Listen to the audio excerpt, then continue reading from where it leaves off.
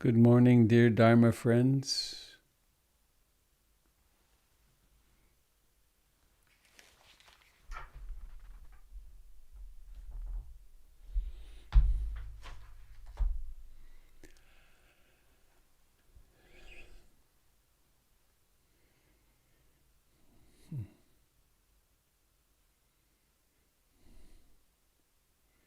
Hello, friends on Facebook and YouTube.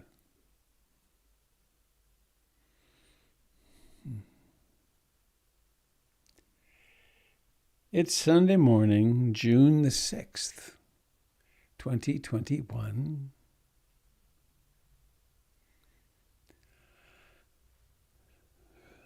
I am that person known to the world and mostly myself as Robert Beatty.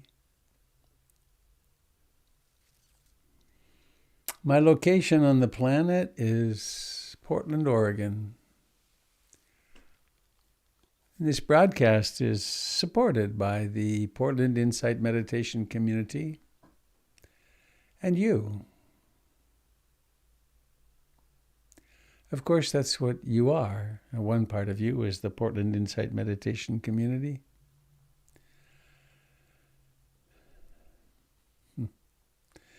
It's lovely watching familiar faces pop on the screen. It's like, oh, wow, how nice. How nice. My community, my group of friends is here.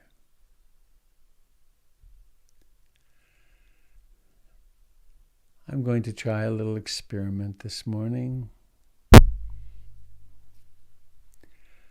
And I think those of you on Facebook and YouTube won't hear the music by design so that I don't get a copyright infringement. But those of you on Zoom will. I'm going to read a slightly different translation of the Loving Kindness Sutra to begin with. And I invite you to just sit back and let this flow over you. I will also post it in the chat afterwards.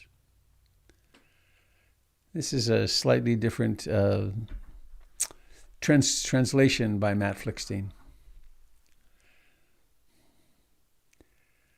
These are words to live by,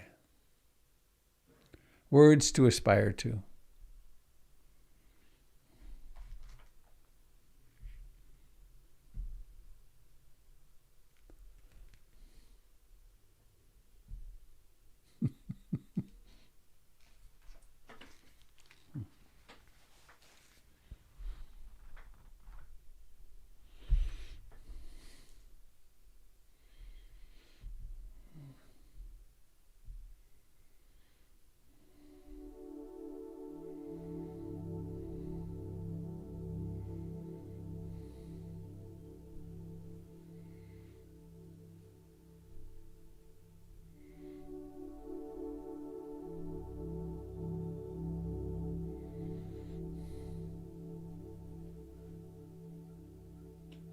The most popular teaching from the Buddha,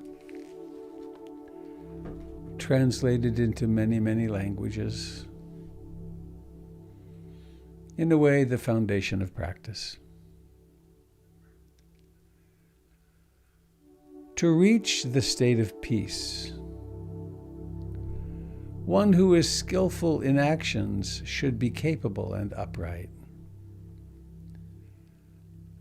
straightforward, and easy to speak to,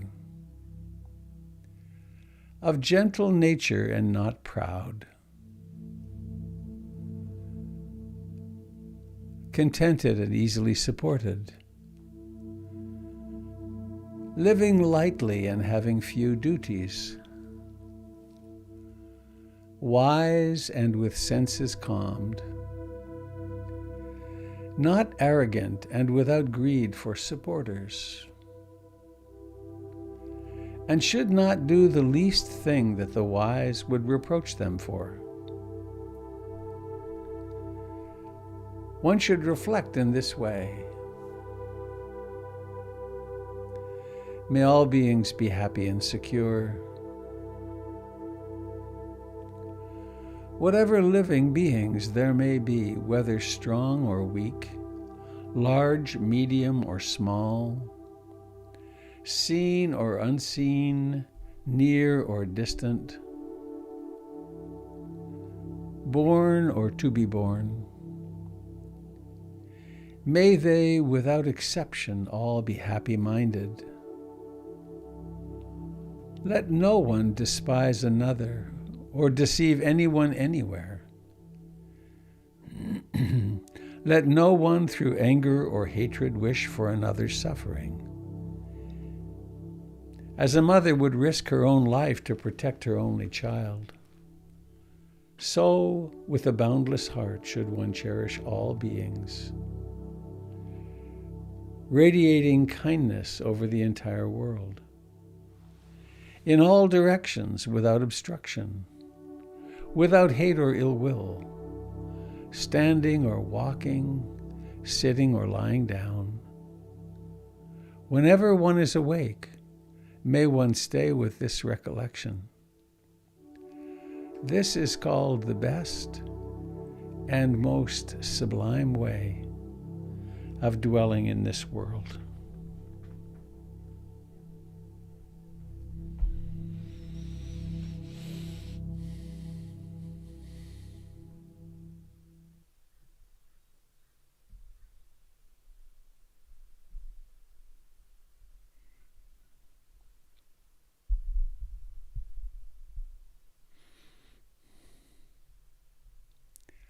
And so, dear friends,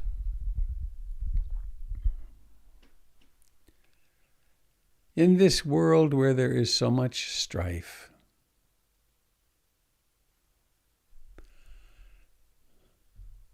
struggling to get ahead, struggling to succeed,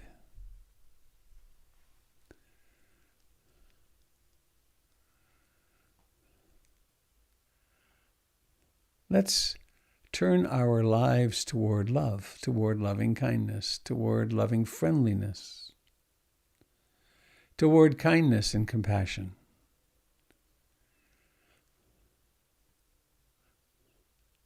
And just as we aspire to be mindful in all activities, we can aspire to be kind, attentive to connectedness, clear that our intention is mutual well-being.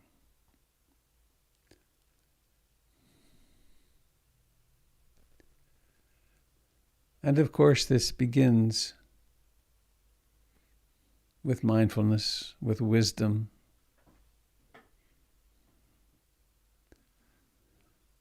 with waking up from the dream of greed, hatred, and delusion.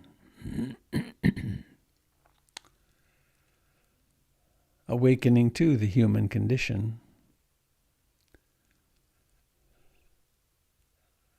And ripening into that of which human beings are capable.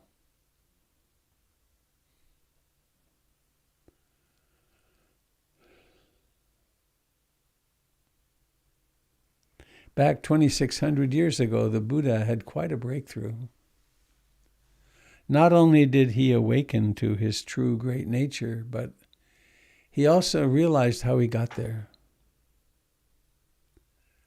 And he then spent the next 42 years articulating, practicing, teaching others, teaching teachers, so that all down through these millennia, 2,600 years, human beings just like us have to come together just like this, in minds that were just like ours.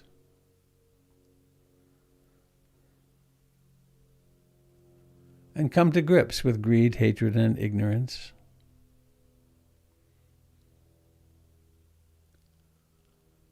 And so we can together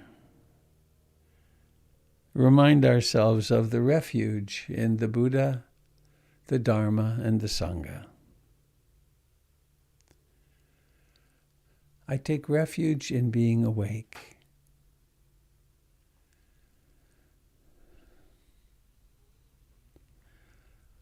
I really want to, in all of life activities, stay mindful of the mind. Stay mindful of the body. Be really clear about the intentions that I follow through on. I take refuge in the Buddha and the Dharma, in the way of practice, in the understanding of how to get along with each other, manifested in the precepts.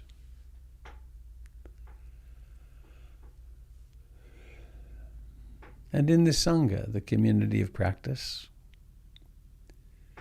inspired by the descending lineage of teacher-to-student connection over 150 generations,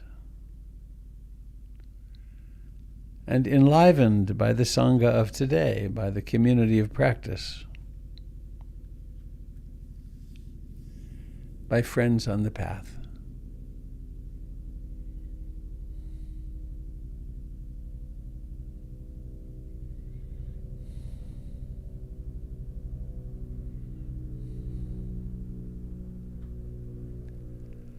Sounds may come, thoughts will come.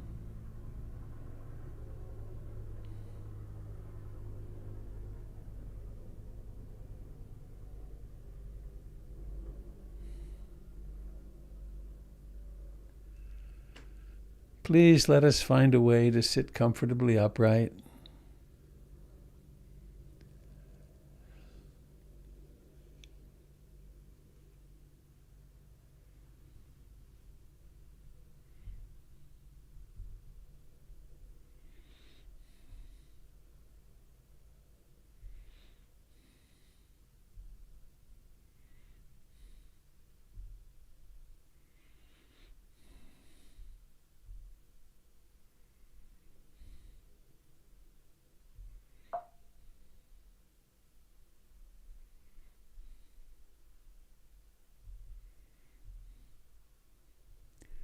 And the mystery of awareness is present.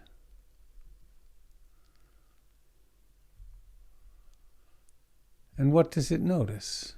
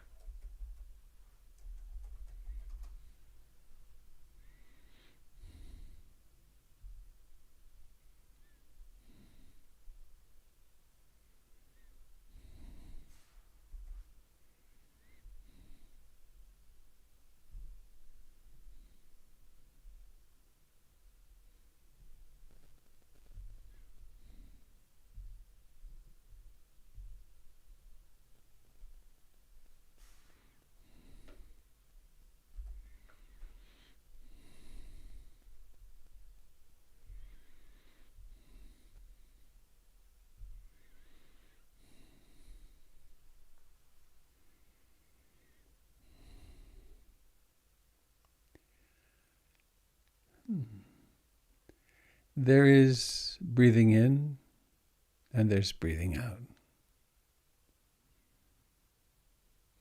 And there is that which knows them.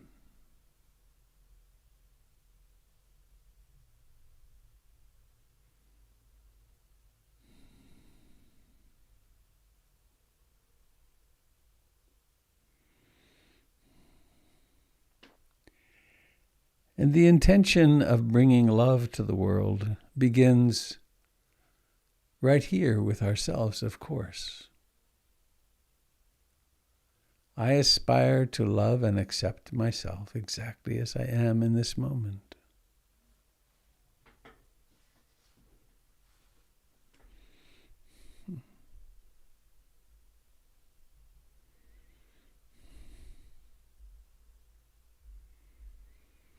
Just like this, A living human being breathing in and breathing out. Not controlling the breath.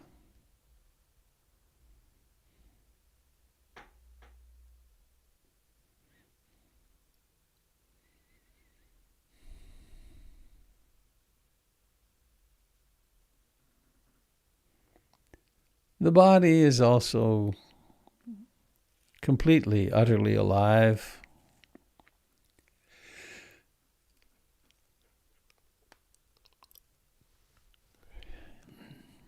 It is aliveness itself inhabited by awareness.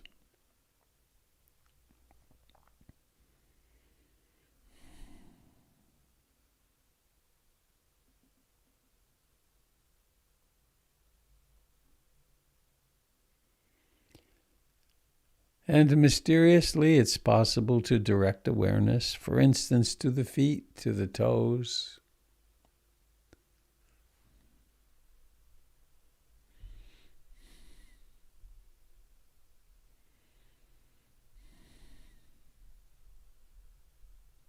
To the hands,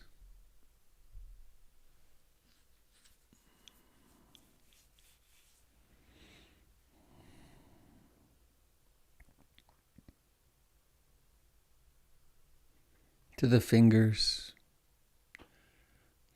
to the face.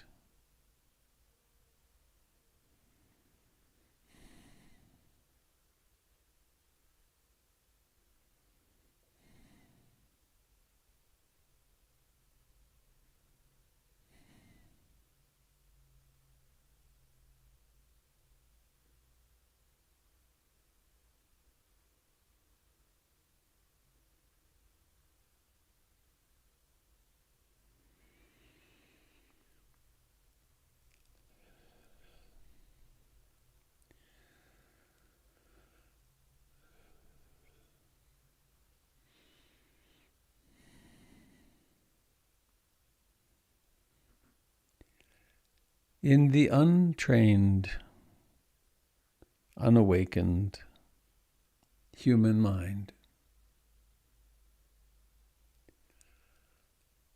there are frequent or constant manifestations of greed,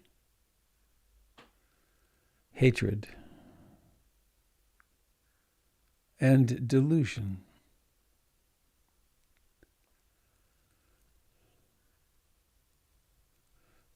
Externally, we can confirm this by simply looking at the world, which is utterly insane.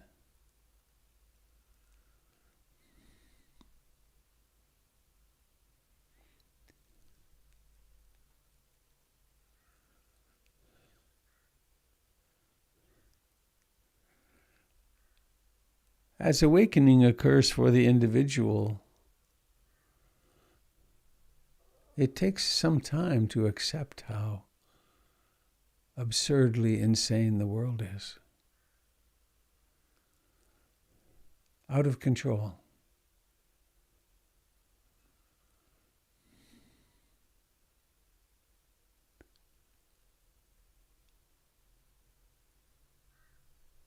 And the untrained human mind is equally out of control.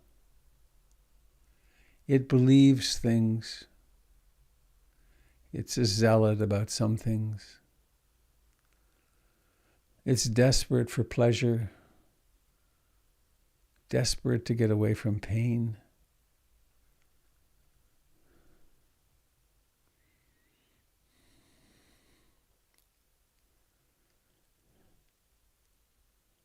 And here you sit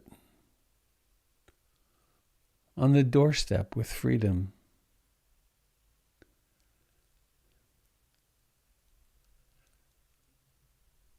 Aware of the actual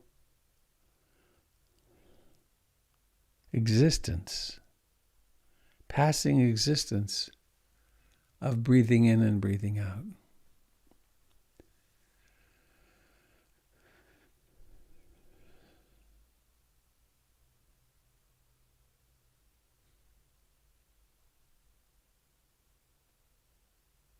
This touchstone, this home base, helps illuminate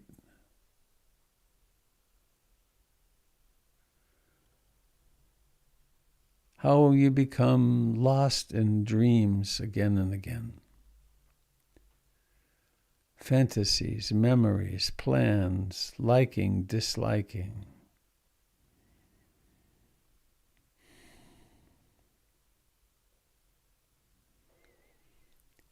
Come home when you can, when awareness occurs. Come home to this breathing in and breathing out.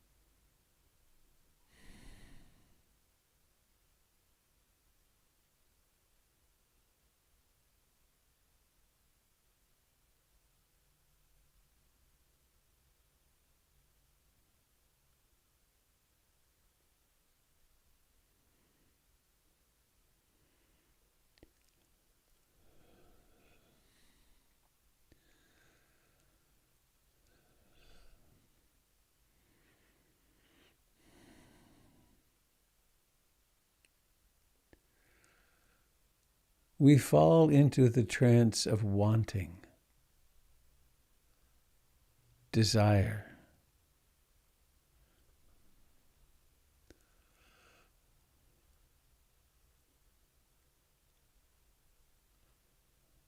We fall into the trance of wanting not or not wanting, of disliking or aversion.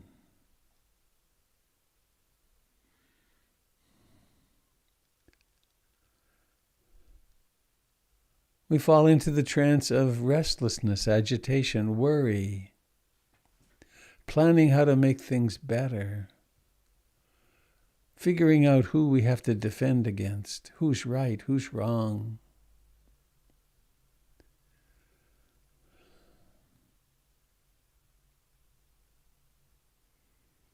Are my children going to be okay?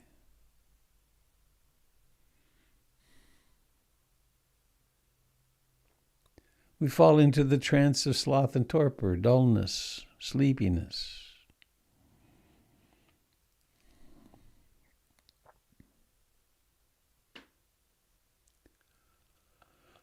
We fall into the trance of doubt. Does the practice even work anyway? How come it's so slow for me? Or maybe I should be doing something else.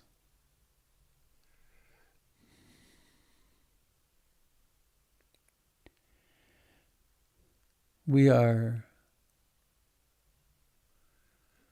hypnotized by the trance of the emotions.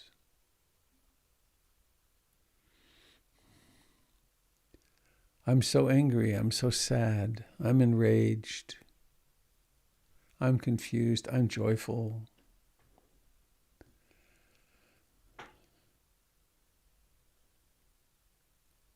Remarkably, all of these phenomena are observable.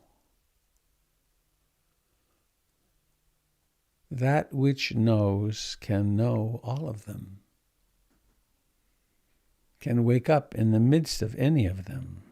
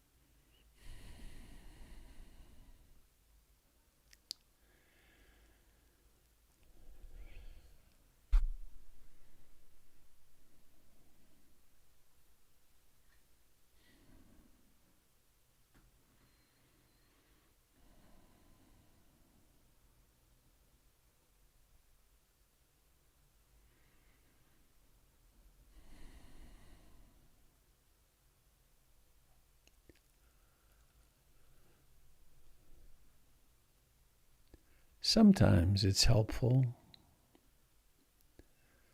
when the mind has a lot of busyness to count breaths. Breathe in 1, out 2, up to 10, start over. Or to use noting, rising, rising, falling, falling. Reflecting the chest and abdomen or the sensations at the nostrils.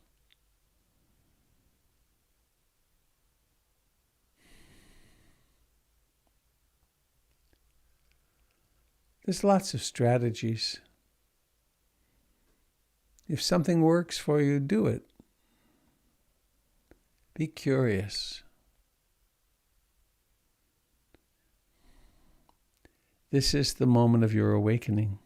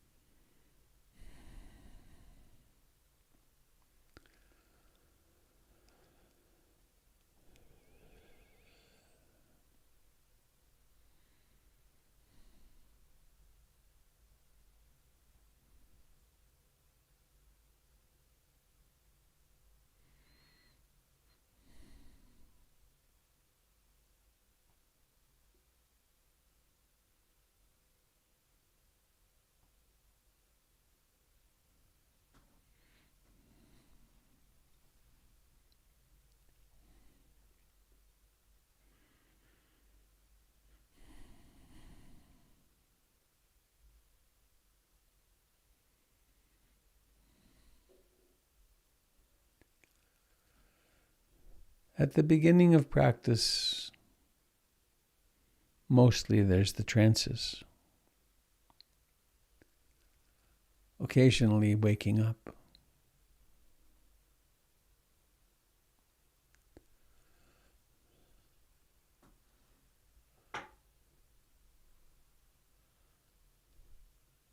Sometimes the mind becomes very quiet.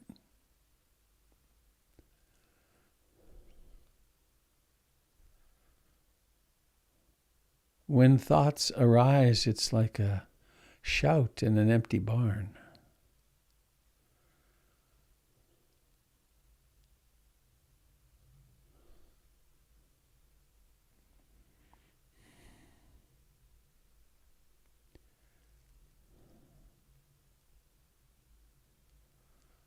When the mind becomes clearer, the truth of impermanence begins to manifest.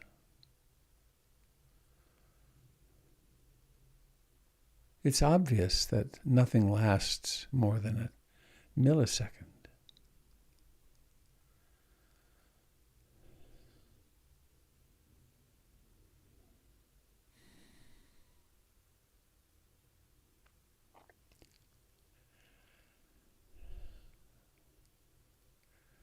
With whatever is happening, we practice being present. We practice being loving. We practice with compassion.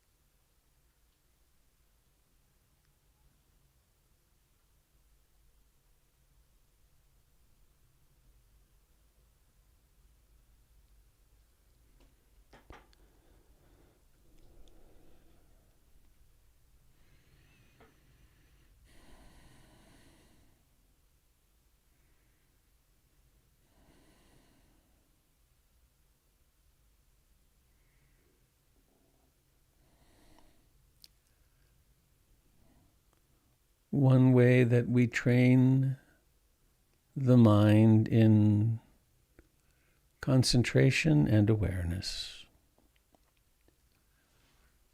is to become deeply intimate with in-breathing and out-breathing.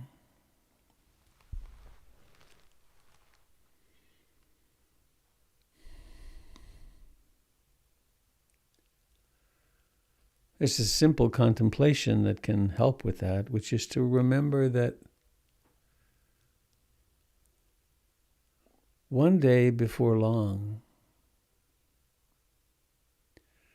this in-breathing and out-breathing will stop.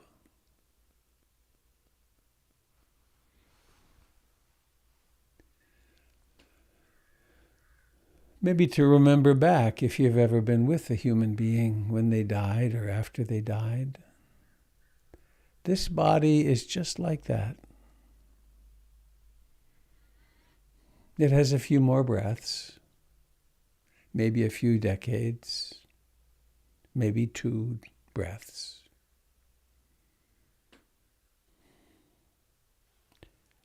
So why would one not become curious about this breathing in and out business?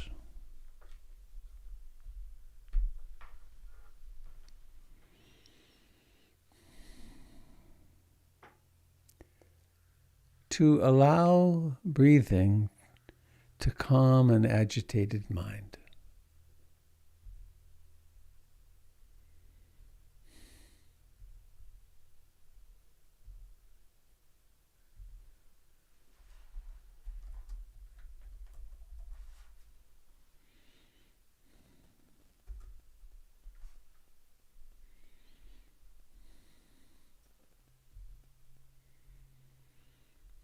And if a mind is agitated,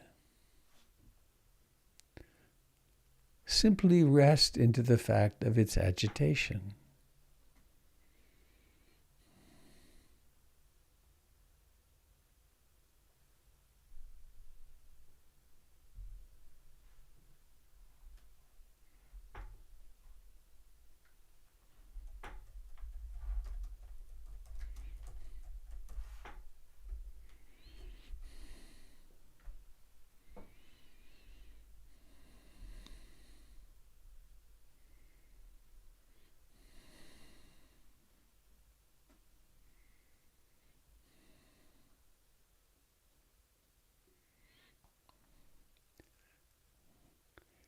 There are times when the mind is quiet and calm and pleasant, and times when it's agitated and upset and almost unbearable.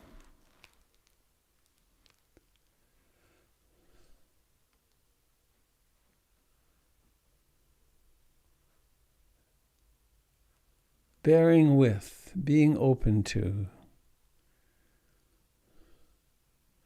delighting in bliss when it's here, and accepting growing from agitation, fear, when it's here. It's all the dance of life.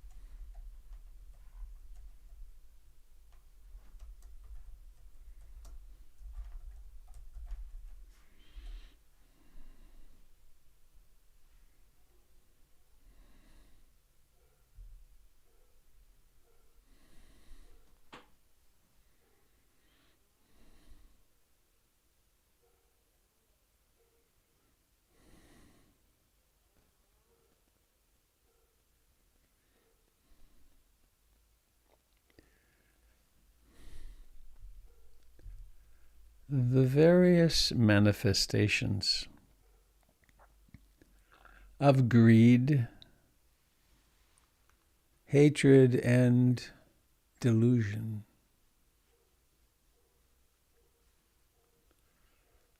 are very convincing.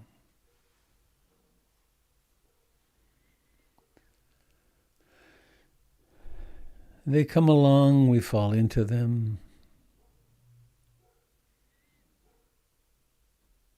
Impulses arise, we act. And we're disappointed.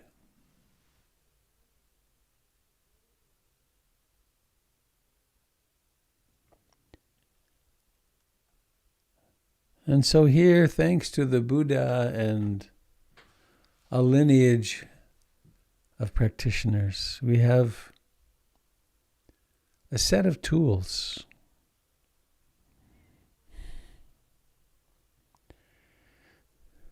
Meditation.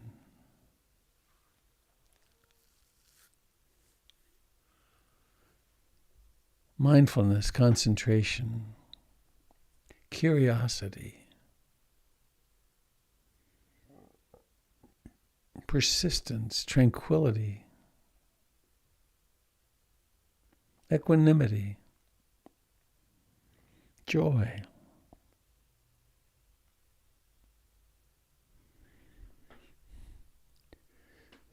Wisdom sets us free, and wisdom is right here.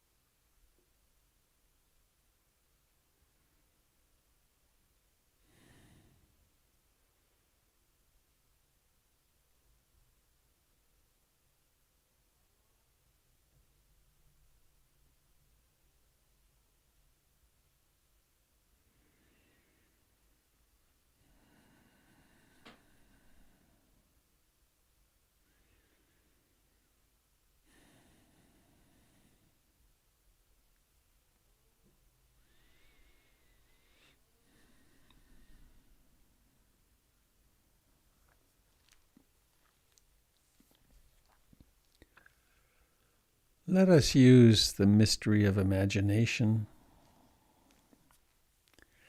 and imagine that sitting at the very center of your heart is a golden, luminous being shaped exactly like you. More exactly than we could possibly imagine. Every pore, every hair. We could call it the Buddha or Kuan Yin or any other name you'd like. It's a doorway. It's an archetype. It's an image.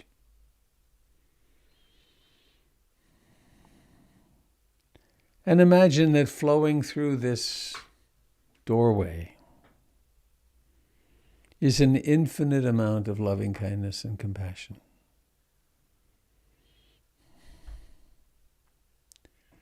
And that it floods into your body, down into your liver and kidneys and solar plexus and abdomen and pelvis and legs and feet and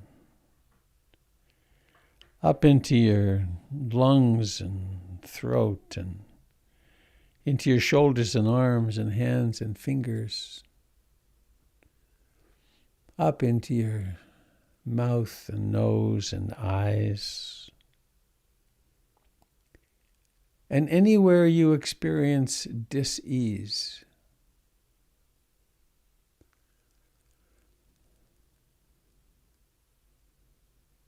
This natural, healing, beautiful, loving energy takes no effort. And for some, this could be a visual experience, and for others, kinesthetic body feelings. For some, just a thought. It doesn't matter. It's really the intention. You might find a small smile coming to the corner of your mouth, but it's not required.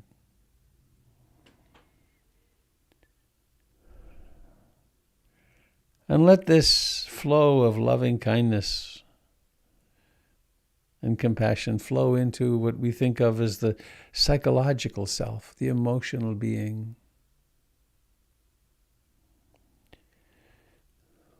Let it touch the depression and the fear and the loneliness, the anger, the jealousy, the hatred.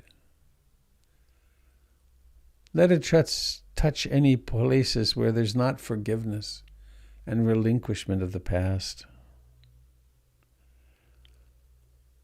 Let it flow into all the anxieties you have about the future.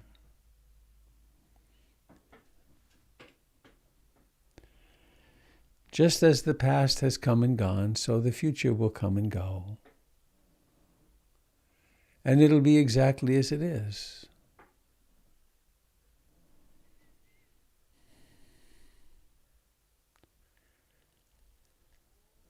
And from this golden Buddha, golden Kuan Yin in your heart, imagine that it just starts to grow. Who knows why? It just starts to grow and get bigger and bigger, and then it just fits the skin of your body perfectly. And all those sensations at the surface of your skin, you can let be love and compassion. And you can discover that you can sit here brighter than the brightest light bulb ever. Just as those towers up on the hill broadcast 100,000 watts of radio energy or television energy, you can be a transmitter of love and compassion.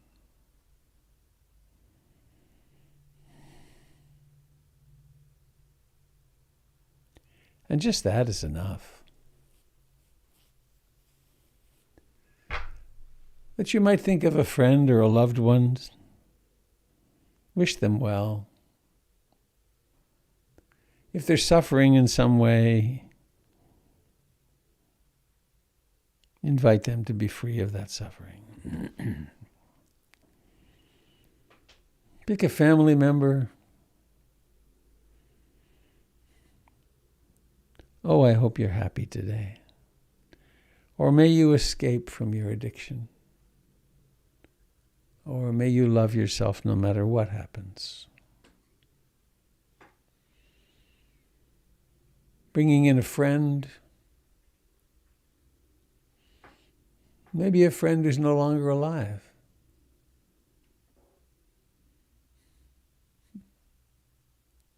One way to think of this is that we are affecting people outside of ourselves, but perhaps more the way it was taught, and it makes sense to me, is these are all projections. They're all parts of ourselves. We are wishing ourselves well in all beings.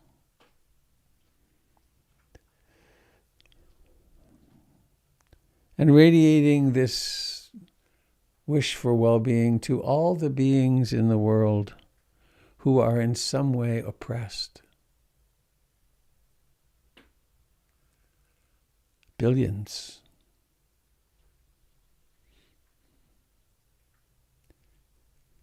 May they be touched. May they, no matter what their life circumstances, may they be free from suffering.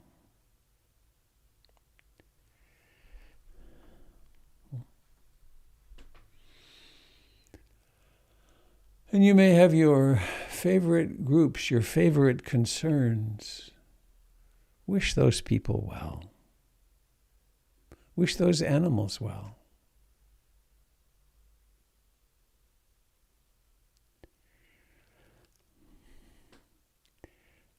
And let us include in this wishing all beings well those who have great power, May they use it well. May they wake up to love. In fact, may all beings wake up to love. May we all remember our true great nature.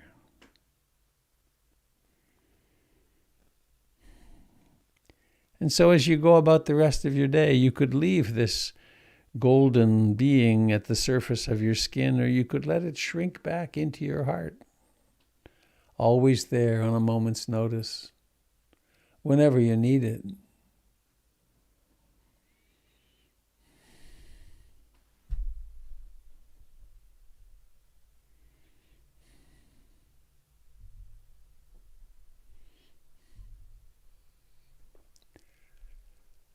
To reach the state of peace,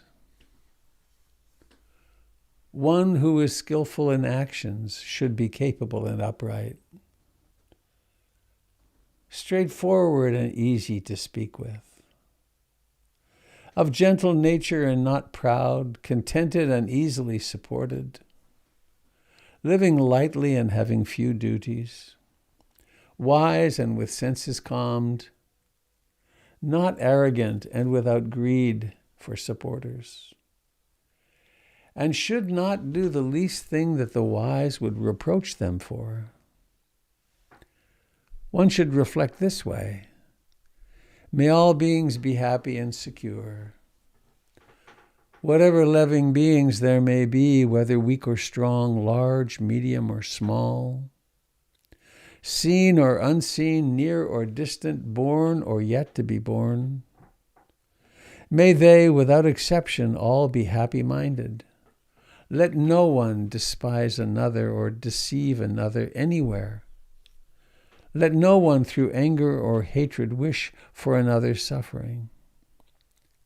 As a mother would risk her own life to protect her only child, so with a boundless heart should one cherish all living beings, radiating kindness over the entire world in all directions,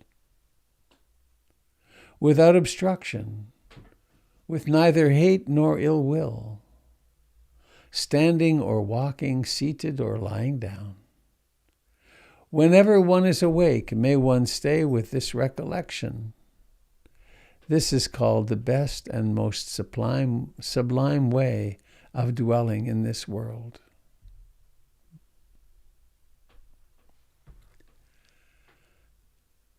And now, dear friends,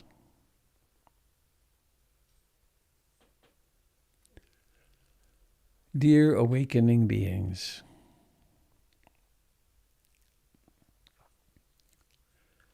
please really inhabit the body.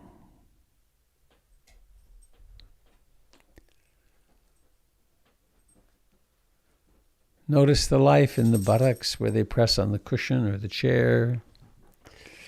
Notice the feet. Notice the places in your body that hurt. The chronic pains, the more intense individual ones. The sore eye, the achy back, the place that's waiting for surgery, the allergies, the asthma,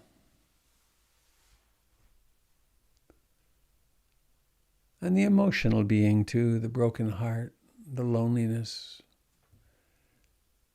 the part that stays angry all the time.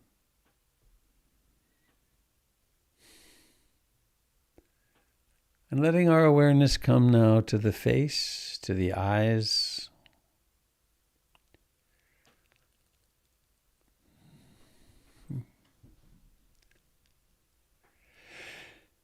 Notice the intention that's necessary to let the eyes open, and let them open with what I like to call the eyes of blessing.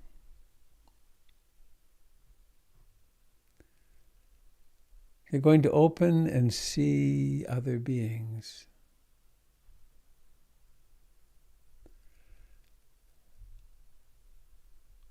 And maybe seeing isn't so clear for you. Maybe you've got some injury to your seeing.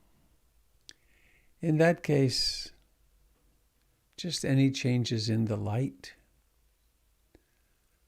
And it's no impediment to holding others in loving kindness or compassion. So I invite us to let our eyes rove over these pictures that are here and these names that are unpictured. Every single person here is suffering in some very significant ways.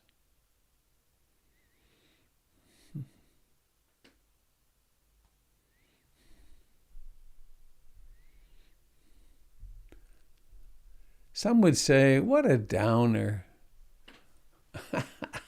Why think about how people are suffering?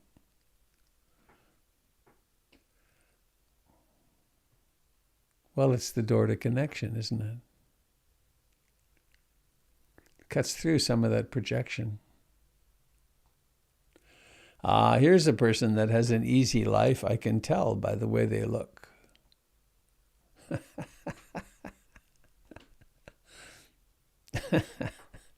I never go on Facebook, but I can't say I never do. Occasionally I do to post something on PIMC, but every now and then I see somewhere in my feed that here's a picture of my lunch yesterday. I always think, what an odd thing to be doing.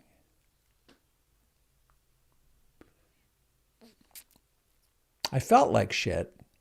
I was having a fight with my husband.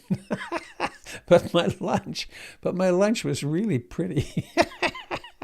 Oh dear, I have to rein myself in here.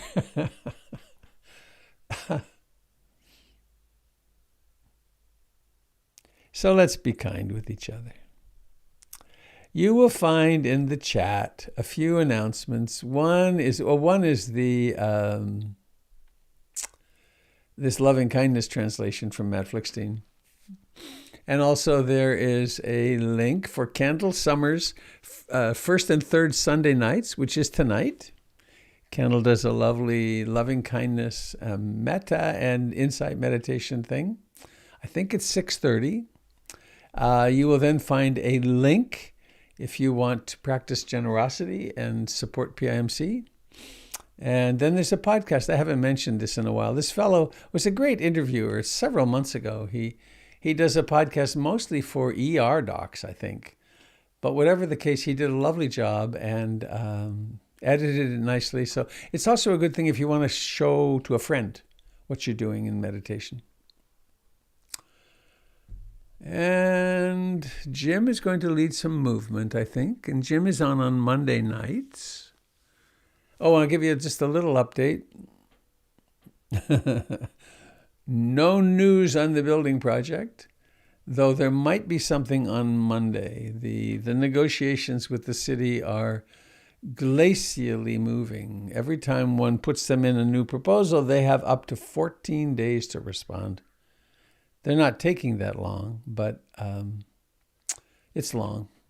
So we're hoping to have our first opening in September. And that'll be grand. And there was an idea of maybe having some gathering in a park before then, and I don't know if that'll happen or not. So I'm going to be back in a little while. Jim is going to lead some movement.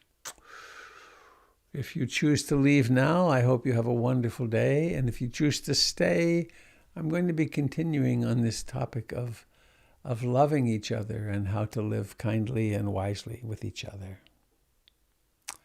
So, Mr. Dalton, would you like to take the helm?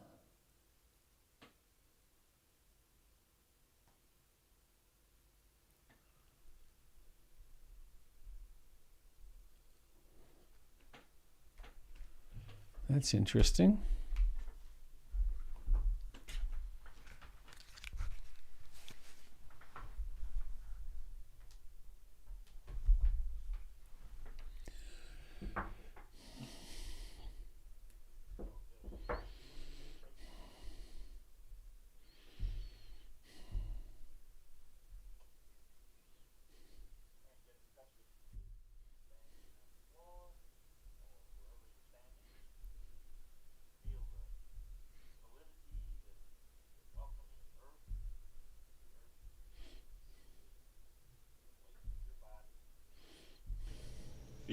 uprightness of your spine and your legs, the strength of your upright position. And then in bringing awareness to the ankles and the knees, you can just sink into loving awareness of these useful tools that you have for mobilization, for moving, for getting organized in space in order to serve yourself and serve other people. You need flexibility in your ankles. Rock forward a little bit and rock back, and then bring some appreciation to the watery element in the joints, in your toes, in your instep, in your ankles, and your knees. Just moving this gently forward and back with this earth element holding you up. There's also this watery element that it's lubricating your joints. And then take a big breath in and release it. And just imagine all the molecules of air moving in, moving out. The air quality in the body is movement. Movement in, movement out. And again, you can't move in without the lubrication of all the ribs and joints around the lungs. You can't move in without the watery lubrication. And you can't protect the lungs without the earth element in the bony structure, the cage around all these elements are working together. So let's move sideways. Move over to one side and feel the lubrication in the hips. In order to move the weight over to the side, you have to loosen up one side and relax the other, engage with some muscles and release other muscles. There's a earth element on one leg when you're leaning into that side, and then earth element into the other side. But there's always this lubrication. You can move to the side and then turn a little bit and come across and move to the other side and turn. There's lubrication in the spine and shoulders.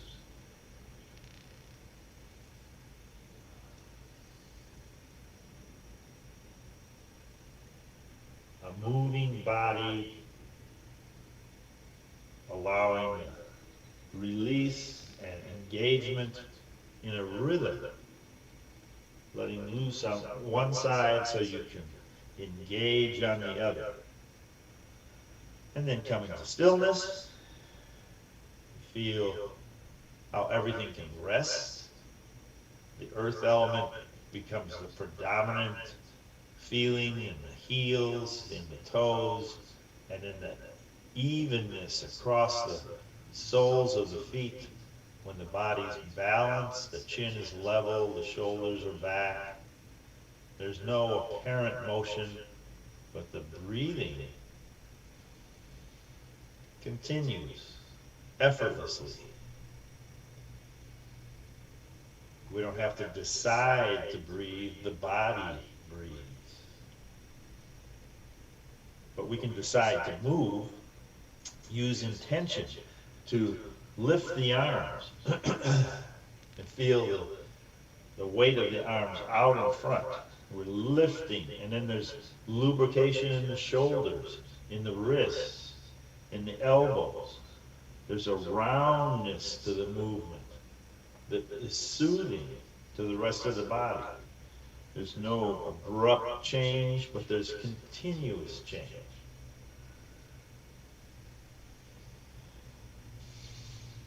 And as we let the arms come down, we can sink into the knees. And then feel the strength of the legs lifting as the arms lift. There's strength that feels completely different. The arms have a strength that feels like this. The legs have a strength that feels like this. We intend to move, but the awareness is continuous. The awareness of this feeling. What's the predominant feeling? I couldn't choose what to say. There's so many places we can just let the awareness settle on an elbow or a little finger or the knees or the ankles. But this easy rhythm brings new energy in, and working with the guided meditation we just experienced, we can imagine loving energy coming in to this noble golden Buddha that lives inside.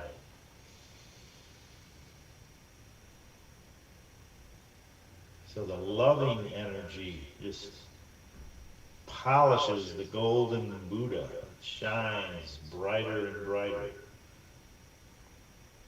We put this movement to work, polishing, refining, releasing the holding, allowing the affection, love for this golden Buddha inside to just grow. And then come to stillness and maintain that affection, loving awareness.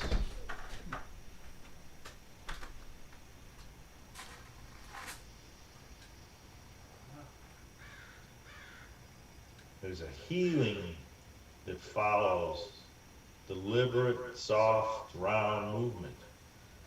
We can share that with the world, sinking and gathering all of our loved ones with our arms and then settling into loving awareness. Opening, bringing all our loved ones in.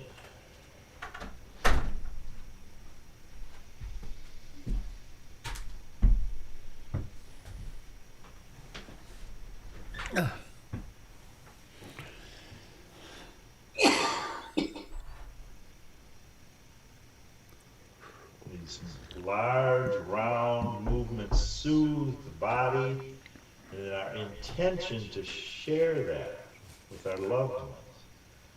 Intention to share that with people we don't know that live within 5 miles of us. We'll embrace all those people in this circular pattern.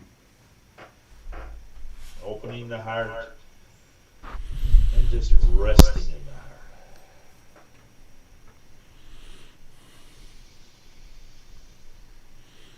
Resting as you sink. Letting the love heal this body, our loved one. An expanding circle goes out 10 miles, 100, 1,000. There's no limit to our imagination.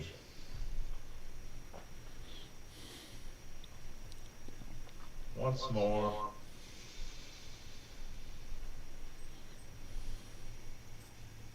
And then stillness. Appreciating the body for its strength, its earthiness, its steadiness, its power. Appreciating the flexibility, the willingness to reach out and include.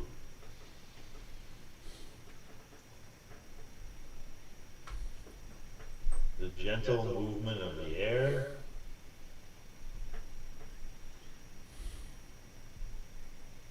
The cool air coming in. The warm air leaving.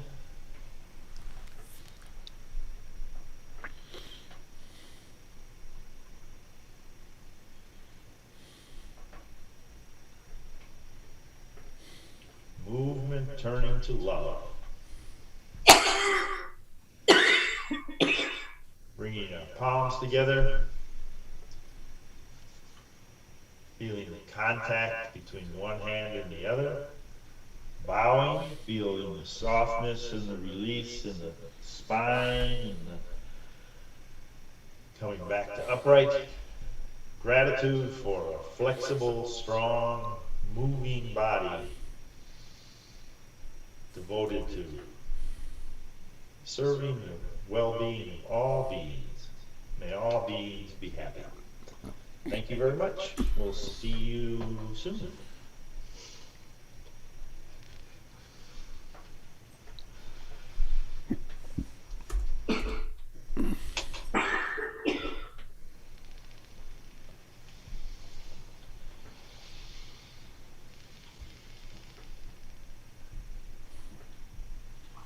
Thank you, Jim.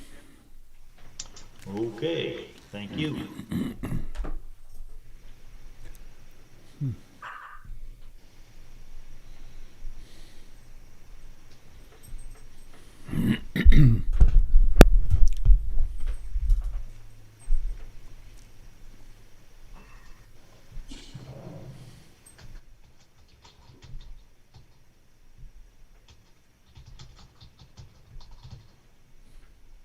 Doing a little fancy footwork here to make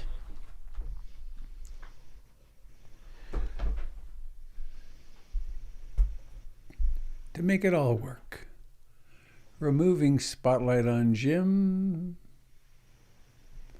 View gallery. There we are.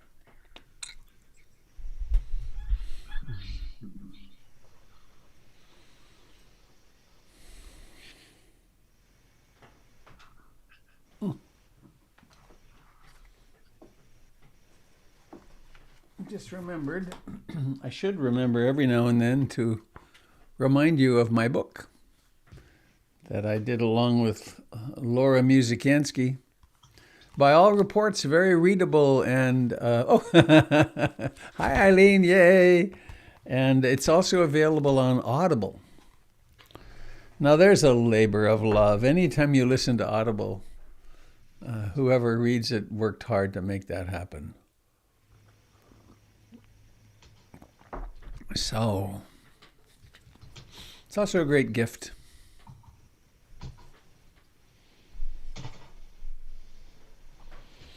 Not a good gift if the inscription is, "Here, honey, you should read this." Your life would be better, and so would mine if you'd meditate.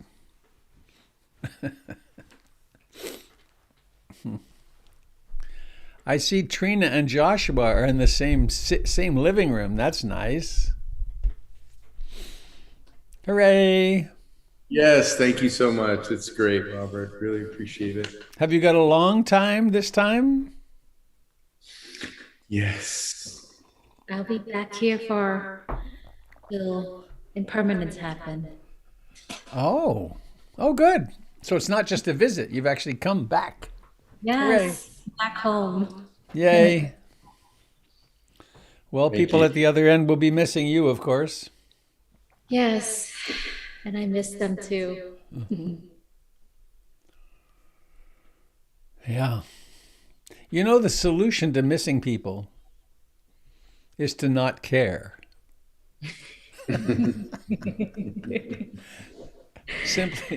Simply don't form loving, connected relationships. It's the solution to the problem. Either that or perhaps become more and more awake. And we still miss, of course. Okay.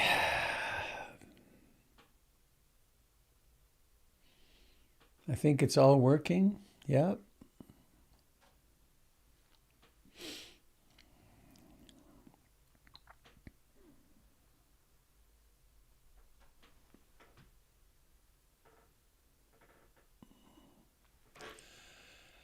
I've been having a very fine journey through the book When Awareness Becomes Natural, book by Utejaniya. And I highly recommend it. I have 2 more classes to go in my 8-week series,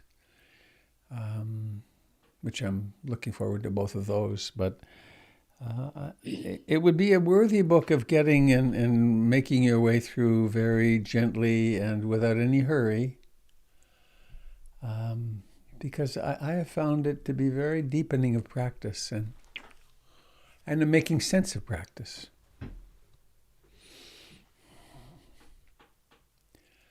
And that, I guess, is what Dharma talks are about in a way, making sense of practice.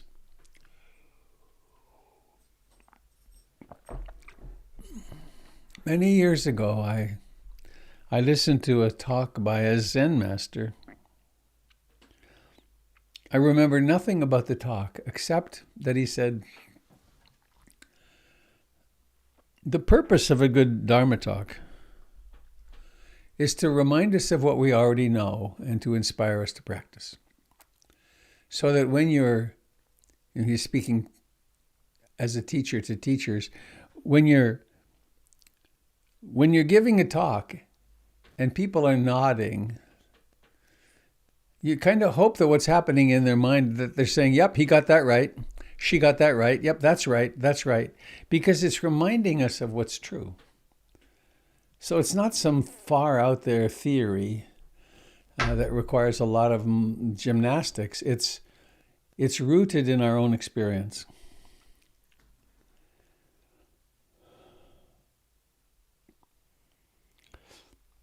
And so I was reading in When Awareness is Natural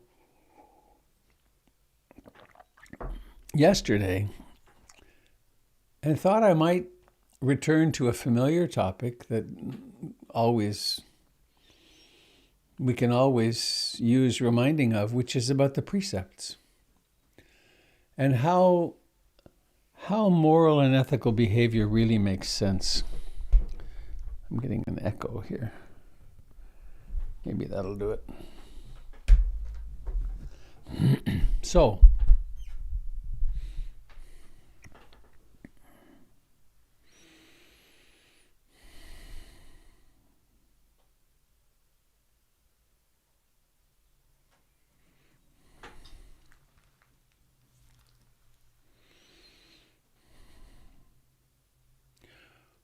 one of the things that's so functional and so inspiring about U Tejaniya's book is he talks about himself as a vulnerable human being. He talks about his depression. He had pretty significant depression. And his drug and alcohol abuse for a long time. His unethical behavior of various kinds. And he went to the monastery as a boy, as a young man, and he would go for a little while and then he'd go back, which is not uncommon. But he'd go to the monastery and he'd clean up his act. And he'd feel, and his mind would be clear and it would be obvious how to behave. And then he'd go home and he'd be right back into the same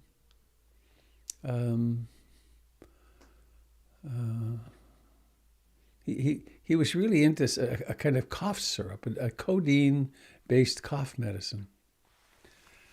And I guess the equivalent in his time of sex, drugs, and rock and roll, he was acting out a lot. And he was also practicing the Dharma, and he was using the cognitive model from the Buddha, that the issue is that we so easily fall under the spell of greed, hatred, and delusion. We fall under the spell of things. We have a desire come up, and desires can get pretty strong, can't they? We have a desire come up, and then we will go to great lengths to satisfy that desire, sometimes without any paying attention to our own well-being or the well-being of others. So we wind up hurting ourselves and others, chasing desires. Or hatred comes up, disliking comes up, aversion comes up, and once again, we have the impulses to act, and we're not very conscious, so we act in ways which cause harm to ourselves and others. And delusion,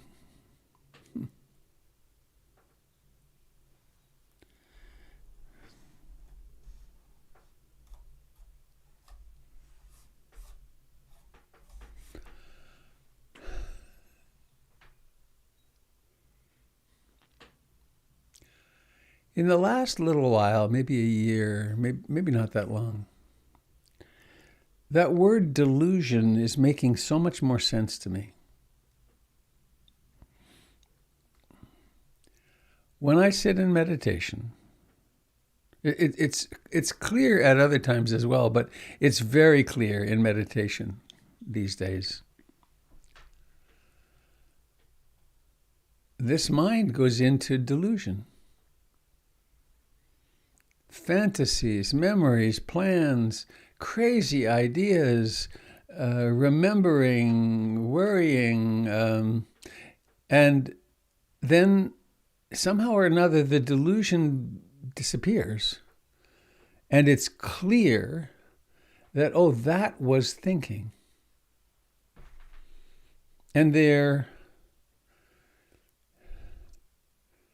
awakeness is not delusion.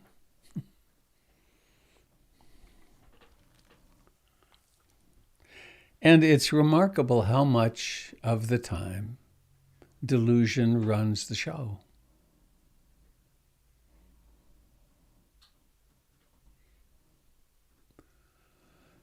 So,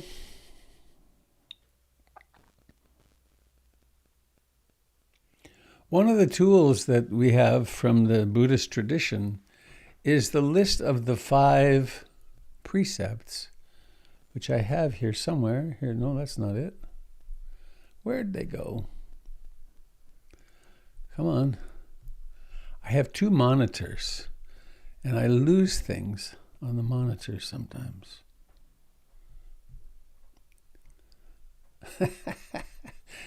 Dang. Oh, that's not it. Okay, there it is. So before I go there, I think I just want to speak about the 5 precepts.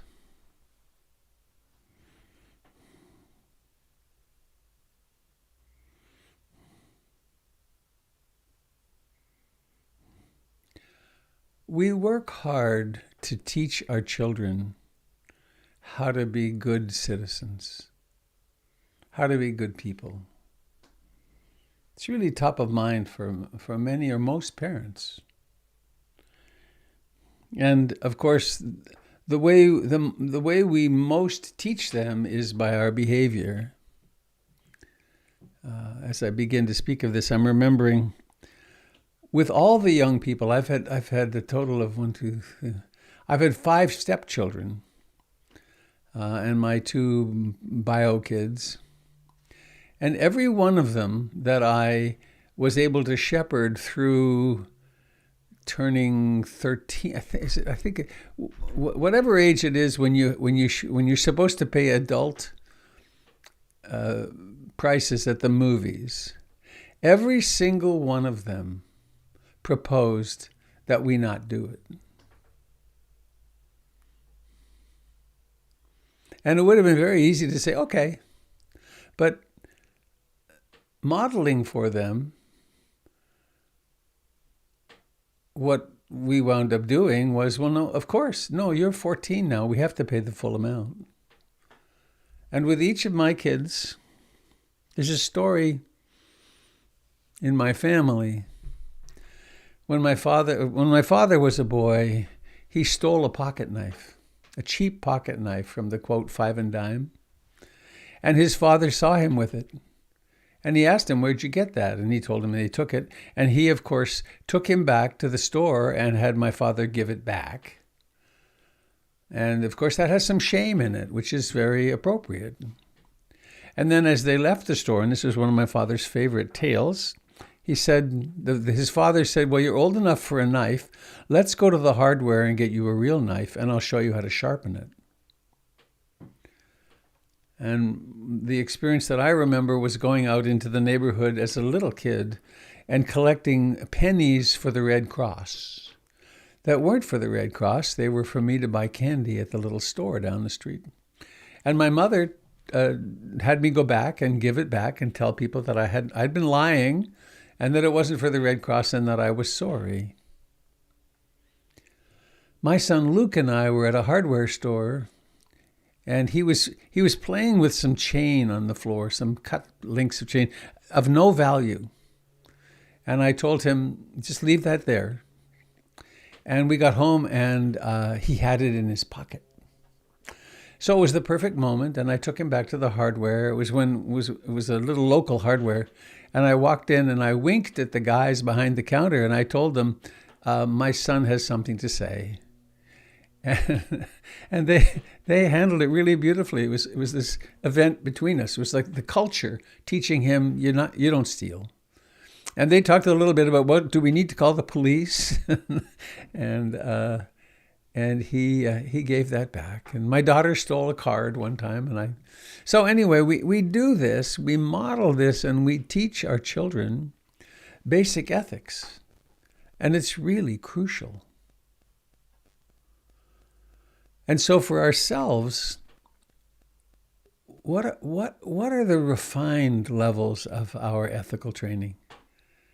And of course, there are complicated moral and ethical decisions. In hospitals, there's actually a team which is there to help make moral and ethical decisions. So the precepts, I think I just want to read them. I undertake the rule of training to refrain from taking the life of any living being. And about 25 years ago, I wrote a positive statement for each precept. And I'll put these in my blog. I think they're already there, but I will put this up there right after we hang up today. The positive statement of this one is, I aspire to become kind and of service to all beings. Second one, I undertake the rule of training, or there's another translation I like, I undertake the training of the heart to refrain from taking that which is not freely given. I aspire to become generous to all beings. I undertake the rule of training, or the training of the heart, to refrain from sexual acts which cause harm. I aspire to nurture love, relationship, and beauty. I undertake the training of the heart to refrain from false and harmful speech. I aspire to use speech to create happiness, harmony, and understanding. And lastly, I undertake the training of the heart to refrain from the use of intoxicants that dull and confuse the mind. I aspire to cultivate mindfulness and wisdom. Now, one can hear these as commandments, and then they probably do more harm, or they do a lot of harm with that. We teach them to children as rules, and sometimes it makes sense to deal with ourselves with that, but it's much more useful and really essential in our spiritual lives.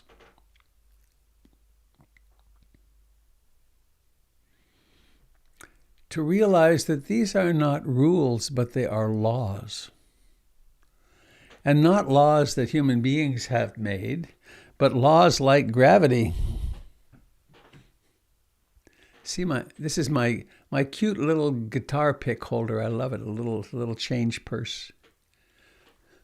Found in a Goodwill. There's a law engaged here. If I open my fingers, something's going to happen to this. Do you know what it is? That's the law. It's what happens here on this earth, on this planet.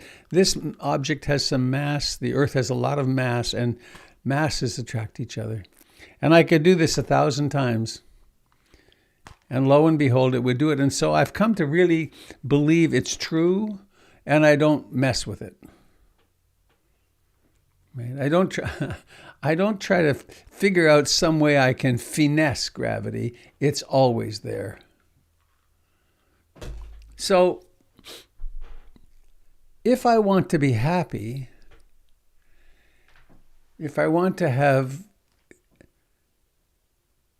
peace in my relationships with other people, and maybe most importantly,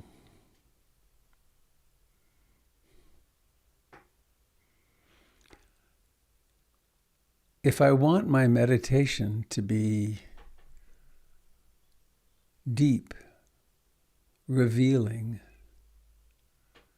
wise, insightful,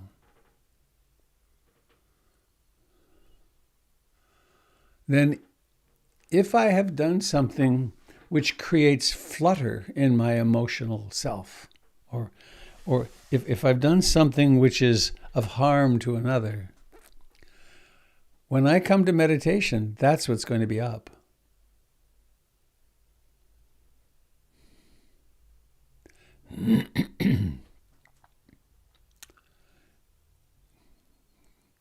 There's a little personal story that always arises when I speak of this, which is that I never did stealing, maybe because of that teaching from my father. Stealing was not part of my repertoire.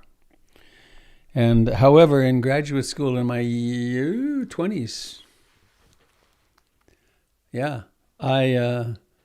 an opportunity arose one time in the tunnels underneath York University to steal a salad. And I did. And it felt kind of exciting. I told my friends about it, and I was kind of proud of myself. I stole something. And then a few years later, I was practicing as a monk in India. And one afternoon, there was that stupid salad. And the sense of, oh no. And it became this giant suffering that went on and on and on and on. And I talked to my teacher, and I got over it. But I also had made a plan that if I ever was back in Toronto, I would go and pay for it. And I did. And the manager thought I was kind of nuts, I think. But it was very helpful to me because it helped put an end to that. And over the years, I've met so many students who have been tortured by something they did. And sometimes small things, sometimes big things. And sometimes it makes sense to make amends. And sometimes it makes sense not to make amends because it would cause more harm than good.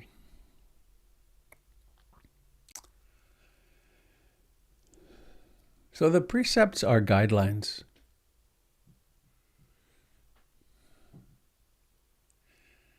And purity is not very likely. I have one other little story to tell you about purity. My teacher, Munindra, the first time he came to America from Asia, he was staying with us in the retreat center in San Jose, and he wore a dhoti, which is what Gandhi wore. It's a very thin white cloth, 12 meters long or 15 meters long, and he wrapped it around and around and around and through his legs, and he kind of looked a bit like a snowball when you walk in those things. And I washed it for him, and he only had one. I washed it, and we put it out on the line to dry, and it dried very quickly, and we went out together to take it down, and there was a little tiny bird poop on it, tiny. And I said, just hang on a minute. I'll go in and get a sponge and we'll wipe that off. And he said, no. It's like the human mind. The slightest defilement is a big problem. So we'll have to wash it over. And we did. So back to the precepts. And each one of these could take a day of reflection or more, but we'll just touch on them here. I undertake the training of the heart to refrain from taking the life of any living being.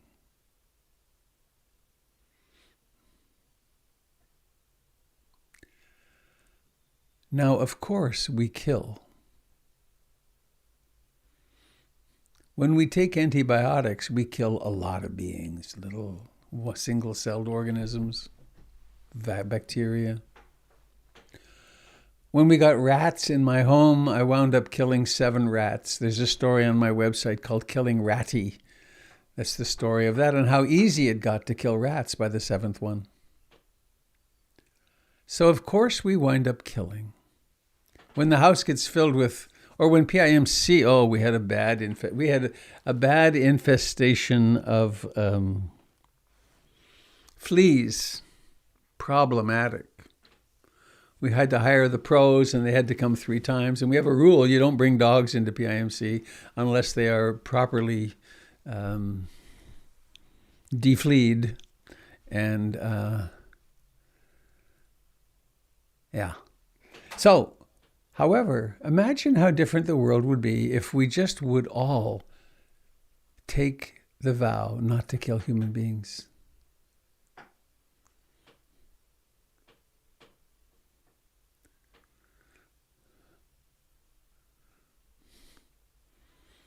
This morning I indulged in the news, and 135 villagers were killed in Burkina Faso yesterday by Islamist rebels. Every day here in the United States, there's a mass murder now. Every day. Someone walks in somewhere and guns down 6 or 8 or 10 people. It doesn't even make news anymore, really. We threaten each other with navies and so on. So this killing business is a big one. So to the best of my ability, I aspire to follow the training of the heart, not to kill anybody. And also, much earlier than that, to develop wisdom about the hindrances or about the forces of greed, hatred, and ignorance, to watch them as they arise, because the ultimate destination of hatred is to get rid of the object, and the object could be another person or creature. The positive statement: I aspire to become kind and of service to all beings. That's the Loving Kindness Sutra, isn't it? I intend to go through the world as a radiant golden Buddha. The Sufis have practices they call Tasawari, and it would be Tasawari Buddha. How does the Buddha walk? How does Kuan Yin walk? And so you practice walking as Kuan Yin. That's a fun way to go through airports or walk through downtown, or to be that in life.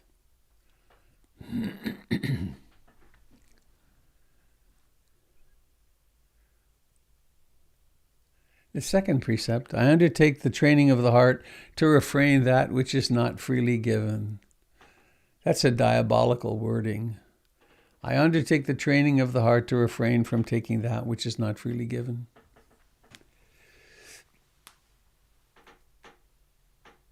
What are the ways that you have knots in your heart about taking things that aren't really freely given? From your own body, from other people.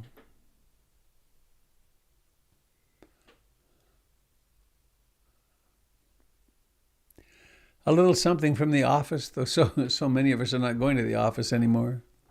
Or demanding more attention from someone than they really want to give us.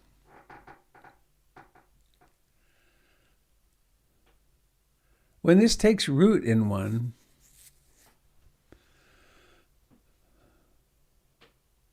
you notice when you're taking something.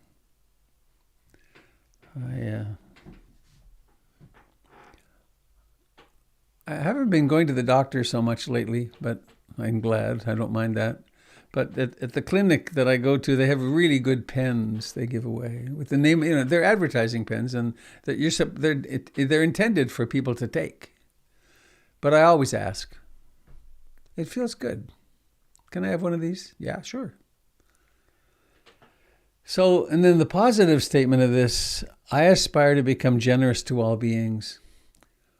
Why do we, when we take something that's not freely given, it always comes out of a sense of lack, doesn't it? Right? I'm missing something, so maybe I'll just take it. Maybe I'll just not report this in my taxes. Because I don't have enough. Whereas the practice of generosity is the practice of realizing I have so much. I have so much I can give, and I can really delight in it. And this is a place where I encourage us all, find some way every day to be generous. One of those people standing by the freeway,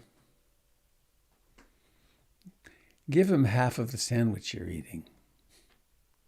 Or whatever you have in your wallet, or whatever. And the same is with your loved ones. Though, starting with yourself, what's the most generous act you can do for the world? Your daily practice and your self-care. Take care of yourself. Because then, when you're full, you can actually safely give. And there's a danger, it's true particularly for women in probably all cultures, but also true for many men, and more men who meditate than otherwise, that there's a lack of self-care. One tends to take care of the other at the expense of oneself, and that's not very wise. So this is not an encouragement to become even more codependent and not take care of ourselves. Generosity.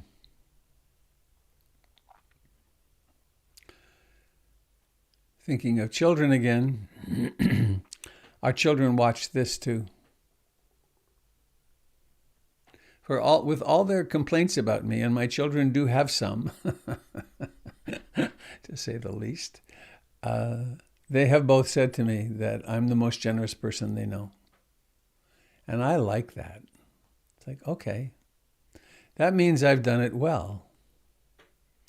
We went to a movie together in Bend some years ago, and there was a person who really didn't have his intellect altogether, who was behind us, and he was talking about what movie should I watch, and I said, well, we're going to this one. Why don't you go to that one with us? And not with us, but why don't you go?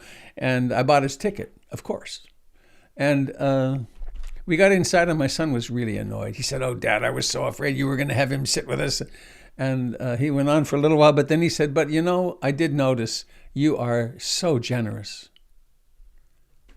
Now that's fine education, isn't it? I aspire to be generous to all beings. Here's a fun one. I undertake the training of the heart to refrain from sexual acts which cause harm. Why would this be in here? How many relationships? How much anguish have? I'm going to do the show of hands. Please raise your hand. We won't hold it against you. If you have ever in this lifetime caused a mess through sexuality.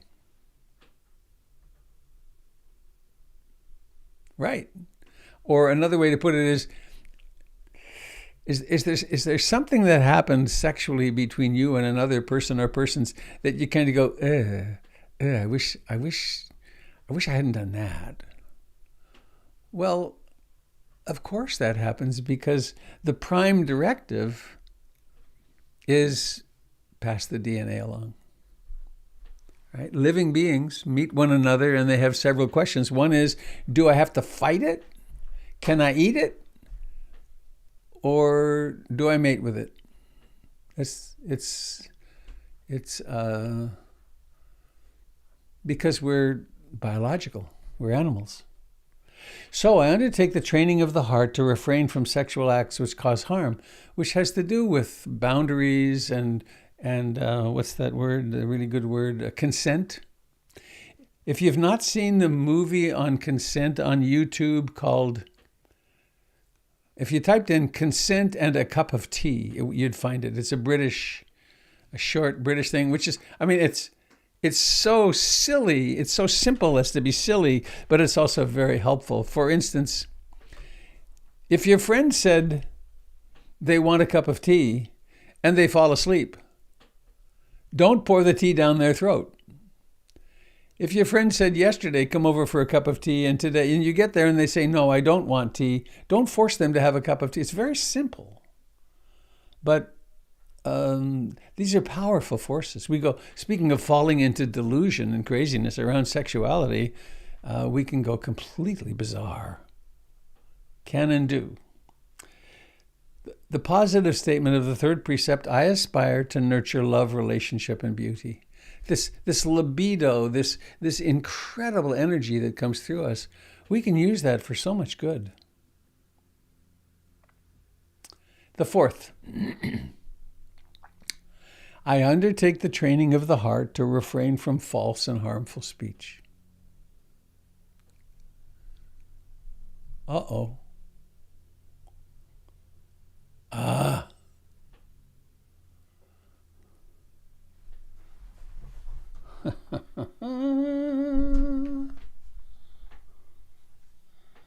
Well, that was interesting. Hello. Hang on. Jim, would you tell me if you can hear me?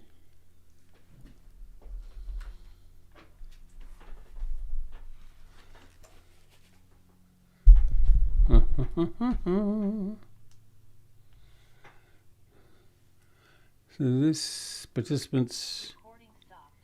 Oh.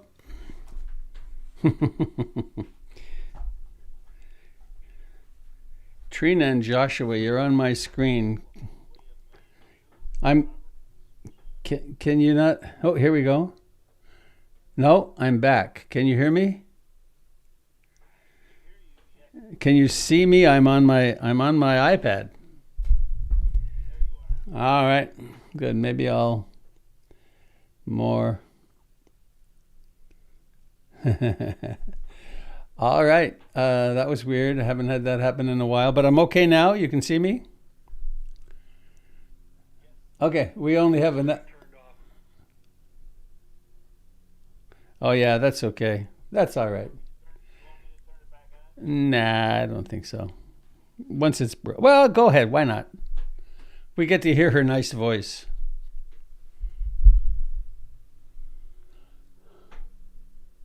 Recording in progress.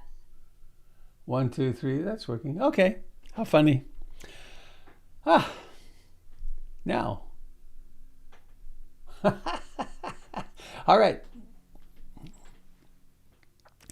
That happened because of what I was about to say. I was about to say, I undertake the training of the heart to refrain from false and harmful speech. There is a level of deluded, harmful speech happening in our country, which is threatening our democracy. Right? Democracy could be over because of lies. And people believing lies and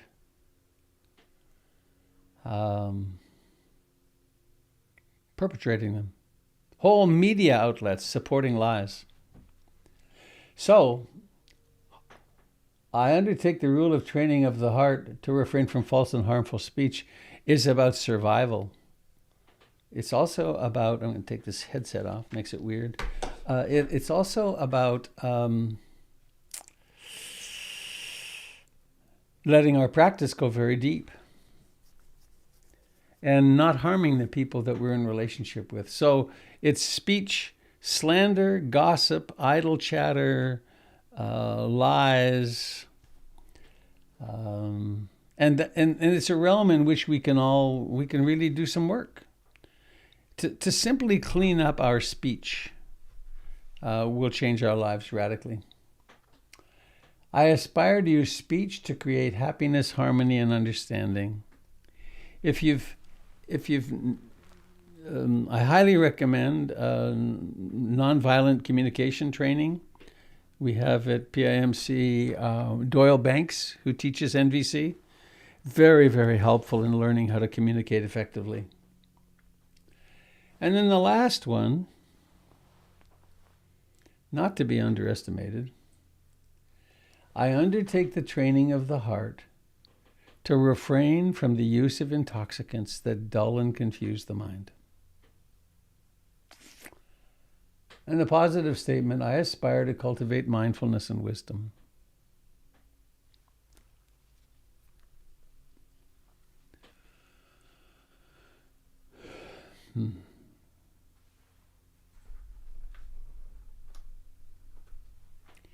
In my early years practicing, when I ran into Buddhism and meditation in India in 1971, had I not, I would certainly not be sitting here.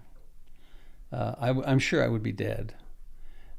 Because in the years prior to that, I lived in Switzerland. In the year before I went to India overland, my girlfriend and I lived in Geneva, and every night at dinner we had at least a bottle of inexpensive French wine, and maybe 2 or 3 nights a week we'd get stoned, and that was how we lived, and it was normal, coming from such a lineage of alcoholism, and but then I ran into the Dharma, and then there was over the decades, there's been big leaps. Early on, I discovered that I didn't want to smoke marijuana anymore. Actually, that happened when my son came in. We were secretly smoking. My son was 4, maybe. And we were secretly smoking with friends at the beach. And he came into the room we were in. He said, "Daddy, you don't smoke." And I realized, what am I doing? And then it's taken over all these years with meditation of having alcohol fall away, because it's so seductive and so normative in our culture. And my discovery is it's so expensive. That there's so much of a tendency toward delusion anyway, that it takes almost no alcohol to completely wipe mindfulness out for a day. Jeez, who would have thought that? So, in this contemplation right here, it's something to think about. How is it that you use intoxicants? Including, there's this great intoxicant, this one here. Do you always turn on the radio in the car? Do you have the TV on in the background or whatever? So, and then this, I aspire to cultivate mindfulness and wisdom. This is where U Tejaniya's book is so very useful. That this waking up from the trance states is the movement into wisdom, is the movement into compassion and kindness. So I think I want to stop there. Can I see? I don't know how to do it to see other people in here. Oh, here we go. There. I think I want to stop there with the promise that I will put these onto my website. You go to robertbeatty.com and go to blog, and you'll find them there. So we have a few minutes. I'd like to open up and see if there's something anyone would like to share or comment.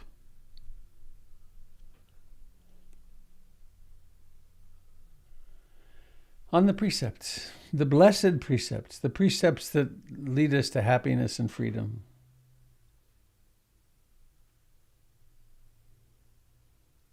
Or maybe they arise from happiness and freedom.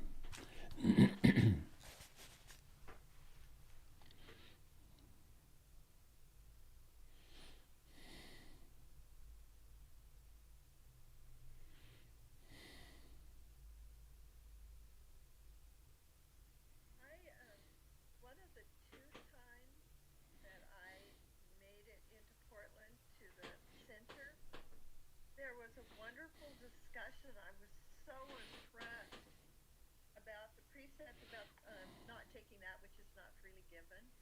Uh-huh. And the people were saying, well, what about like the freedom riders? What about the people at the lunch counter? You know, should they just be content to be in the back of the bus? It certainly wasn't freely given that they come forward. And I mulled this over for years, and I finally wrote to you, said, okay, what about it? And you said, well, the thing is trying to have one rule for every possible contingency is not really where it's at. And then today you said they were laws, so I'm a little wondering if you could reconcile those. Well, anything we hold to too rigidly blows up in our face. So these are intended as guidelines, and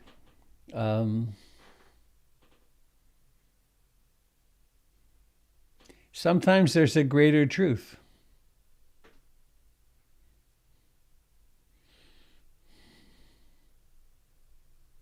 Sometimes it makes sense to stand up against oppression. This is Steffi. I'm wondering if I can make a quick comment about this. Of course, Steffi. Hi. Hi. So with the example of the lunch counter, the freedom riders, everybody, the people that they were kind of not taking from, it wasn't theirs in the first place. You know, it was the white settlers, you know, who came in and took everything from the natives and then decided who gets what. So that's just something to, you know, keep in mind. I mean, if people don't even have things that are actually theirs, we shouldn't look to them to decide who gets it or not. It's a very similar thing that's going on with our government right now. Okay, thank you. Thank you, Steffi. There is a very interesting question.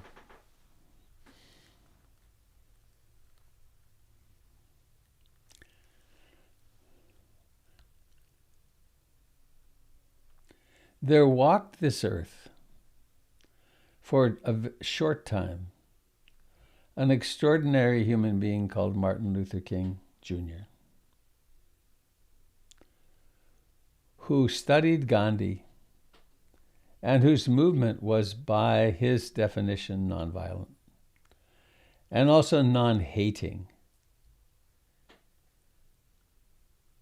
His intention was not to proceed through othering, but through awakening in everyone the fact that everyone deserved to be treated kindly.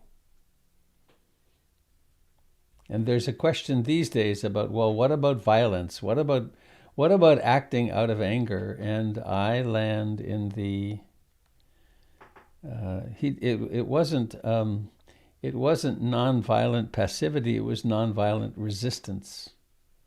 And they were pretty darn resistant, and in some ways quite effective. And he was killed. So I don't think this is a teaching about passivity and accepting oppression. I think it really has to do with how is it that we move toward confronting oppression.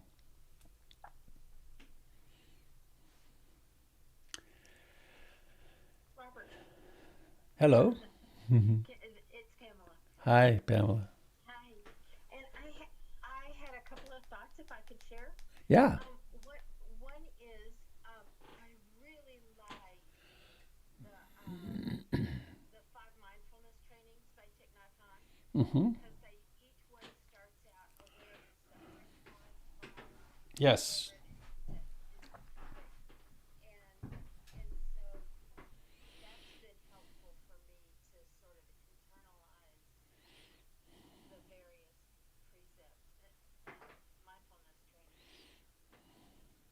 And it also really looks at it as a process, not a rule. And because I certainly fall short almost every day on all 5 of them. Well, not on all 5 of them, but at least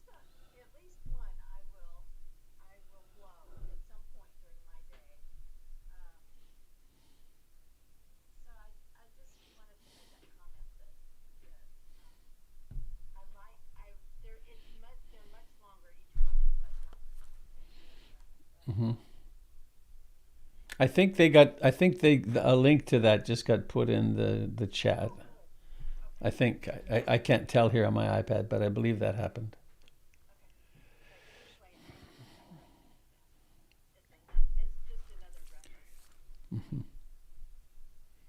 Yeah. And these are intended to wake us up. When we've done something and afterward we're feeling just kind of a little dirty or something, then maybe it's worthwhile looking at. Maybe that wasn't the right thing to do. Or maybe I could have done it more kindly or carefully or something. Well, hi, Kai.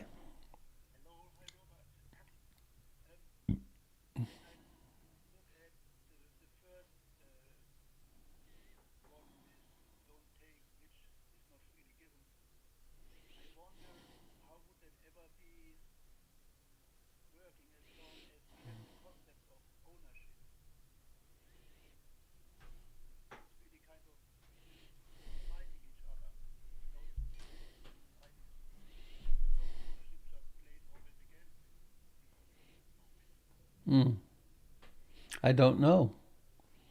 But I think the precept is there to assist us in the dilemmas that we have of when we might be stealing. But that's another whole issue, the concept of ownership. It can get pretty abstract, I think.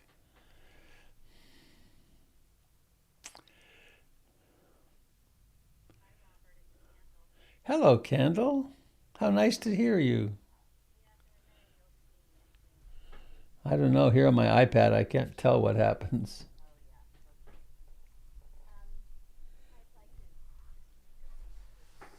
Yeah.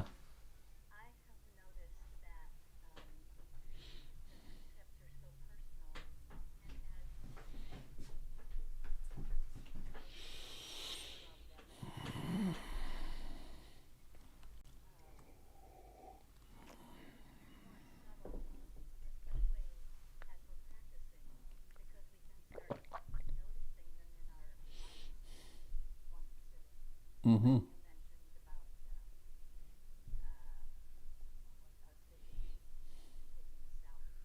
Mm-hmm.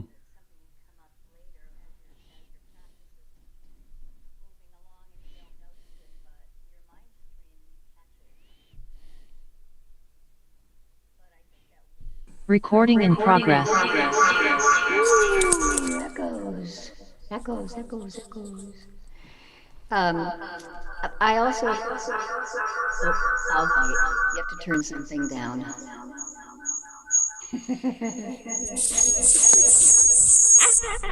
The mad scientist. I don't have to keep it. Recording stopped. Hang on. Don't go away.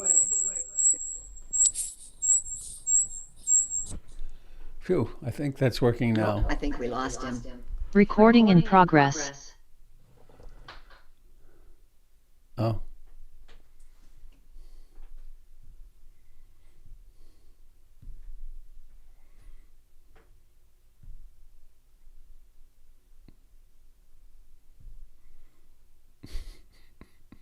Recording in Like I would say progress. years ago, I felt certain things around killing and was a vegetarian for 15 years.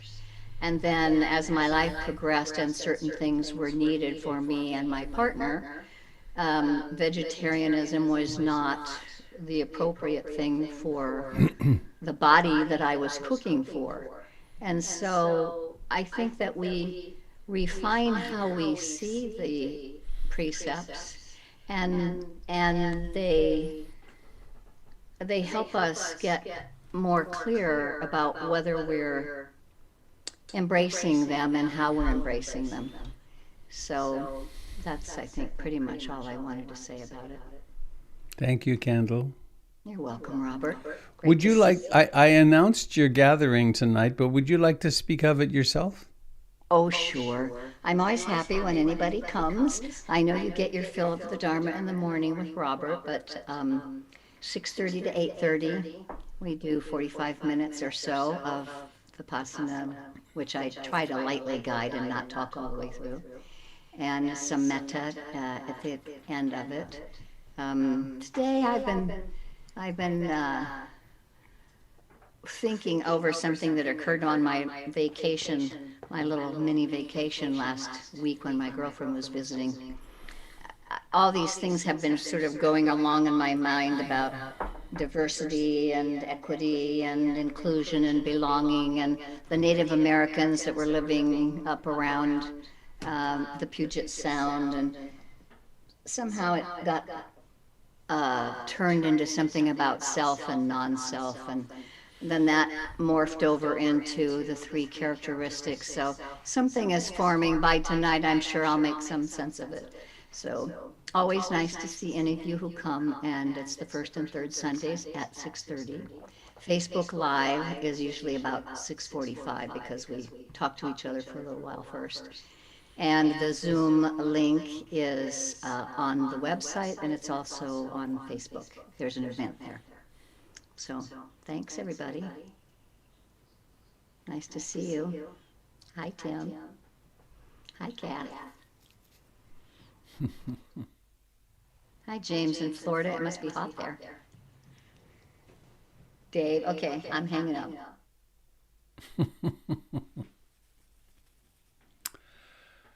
Well, time to go soon. Is anybody sitting with something that really wants to be said?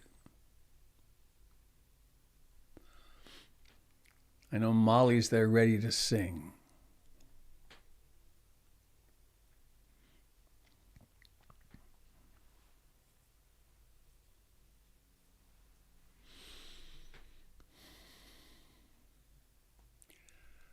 Well, I would like to say this before we go, which is thank you.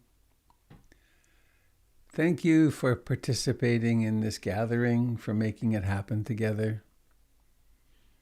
And I'm really humbled by the opportunity to play this role. And I really hope it's helpful. And may we all fall more and more in love with the Dharma and set ourselves free and become forces for good in the world, not through some big doing, but simply by our being. Well, Molly, are you ready to sing us into leaving together? Hang on, I want to spotlight you. There we go. Are you ready? Well, let me get everybody else. You can unmute if you wish for the Portland Insight Tabernacle Choir. And Molly will lead us whenever you're ready. May all beings be happy. May May all beings be happy. May all beings be happy. Sadhu, sadhu, sadhu. Thank you, Molly. Thank you. Thank you. Thank you. Bye, everybody. Bye, everybody. Thank you, Robert. Goodbye, friends. Have a fine day. Thanks, Robert. Thanks, Jim. Thank you, Molly. Robert, thank you, Thank Molly. you, Robert. Thank you, Thank you, Molly. Snoopy. That was Snoopy. Thank you, dear Jim, for the movement. Thank you. Thank you. Bye, Molly. Bye, Snoopy. Bye, Aaron. Bye, Jim. Bye, Robert. Bye, everybody. Bye, Tamara. Robert, Yes. what does your shirt say? Oh, that's a good question. Can you read that? It's very small for us.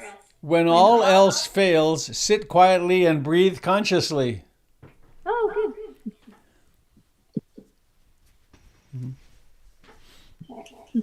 Goodbye. Thank you very much.